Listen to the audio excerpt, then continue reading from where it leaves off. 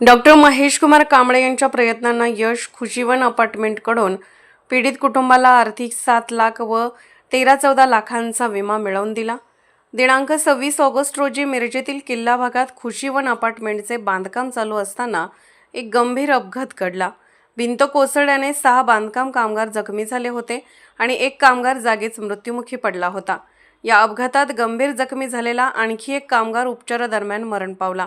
या दुर्दैवी घटनेनंतर संघर्ष सफाई संघटित आणि असंघटित कामगार संघटनेचे अध्यक्ष डॉक्टर महेश कुमार कांबळे यांनी या प्रकरणी आवाज उठवला. त्यांनी सहाय्यक कामगार आयुक्त यांना निवेदन देत दोषींवर कारवाई आणि पीडित कुटुंबांना मदतीची मागणी केली. डॉक्टर कांबळे यांच्या पाठपुराव्यानंतर खुशीवन अपार्टमेंटचे मालक कासिम मनेर आणि त्यांचे भागीदार पुढे आले. त्यांनी मृत कामगार भीमाप्पा मकेकळी आणि केदारी निगरुळे यांच्या कुटुंबियांना प्रत्येकी 7 लाख रुपयांचे धनादेश सुपूर्द केले. हे धनादेश खुशीवन अपार्टमेंट आणि डॉक्टर महेश कुमार कांबळे यांच्या वतीने देण्यात आले.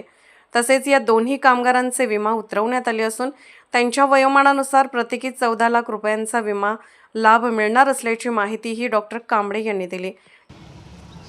26 ऑगस्ट 2025 रोजी मिरजेतील किल्लाबाग येथील खुशीवन या अपार्टमेंटच्या प्रकल्पावर एक दुर्घटना घडली होती आणि त्या दुर्घटनेमध्ये भीमाप्पा मेकेकरी आणि केदारी निगनुरे या 2 बांधकाम कामगारांचा मृत्यू झालेला होता.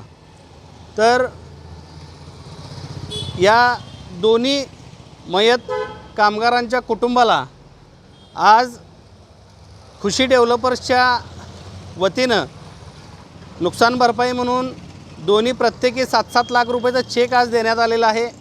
तसेच त्यांच्या वयोमानानुसार जो त्यांनी विमा उतरवला होता असं खुशी डेव्हलपर्सच्या वतीनं मला सांगितलेलं आहे आणि त्या विम्याची रक्कम कमीत कमी 13 ते 14 लाख रुपये ही सुद्धा त्या प्रत्येकी दोन्ही कुटुंबाला मिळणार आहे.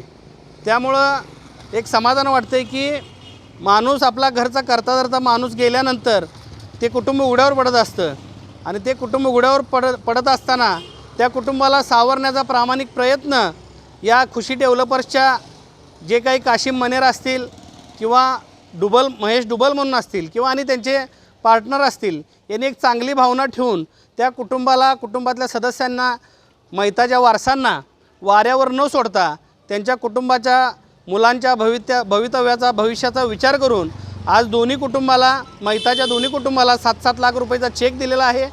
तसेच येणाऱ्या काही दिवसांमध्ये 13 ते 14 लाख रुपये दोन्ही कुटुंबाला प्रत्येकी ही विम्याची रक्कम मिळणार आहे. अशा पद्धतीनं त्यांना आर्थिक सहाय्य या खुशी डेव्हलपर्सच्या माध्यमातून आज झालेलं आहे. मी एवढंच सांगतो की सांगली जिल्ह्यातील कामगार आयुक्त असतील यांना एक विनंती करतो की कर्नाटकच्या भागातून मिरज शहरामध्ये मोठ्या प्रमाणात कर्नाटकातले बांधकाम कामगार आपल्याकडे कामासाठी येतात. पण अशा एखादी दुर्घटना घडली तर त्या आपल्या इथल्या कन्स्ट्रक्शन डेव्हलपरनासुद्धा अडचणीचं होतं. त्यामुळं आपल्या बांधकाम कामगार विभागाच्या वतीनं आपणसुद्धा यांची तात्पुरत्या स्वरूपात काही बांधकाम कामगार म्हणून नोंद करता येईल का असा प्रयत्न करावा अशी मी सहाय्यक आयुक्त कामगार विभाग यांना विनंती करतो. आणि खुशी डेव्हलपर्सच्या जे काही प्रोप्रायटर काशिम मनेर असतील, जे काही डुबल असतील किंवा त्यांचे सहकारी असतील यांच्याविषयी माझी कुठलीही तक्रार राहिलेली नाही. माझ्या संघर्ष सफाई कर्मचारी संघटनेच्या वतीनं मी आवाज उठवला होता, आंदोलनाचा इशारा दिला होता, पत्रव्यवहार केले होते. पण आज त्या कुटुंबाला जी नुकसान भरपाई खुशी डेव्हलपर्सच्या वतीनं देण्यात आलेली आहे त्यामुळं माझी आता यापुढच्या काळात यांच्याविषयी कसलीही तक्रार नाही.